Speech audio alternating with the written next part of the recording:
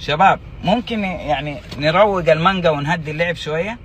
يعني انا لما شفتك مسوي تاتو ورابط شعرك قلت مرحله بلوغ ما فيها كلام.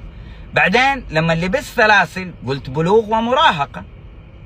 بعدين شفتك لابس مجموعه اساور قلت بلوغ ومراهقه وهرمونات.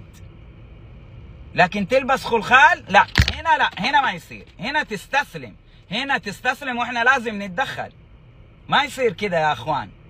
يعني في الدين منهي على المرأة ان هي تلبس الخلخال عشان لا تغرينا. انت تلبس ليش؟ ايش مبررك؟ بعدين يو ار مان، انت نوت وومن. يعني انت مفروض تخطب مش كده انت حتنخطب.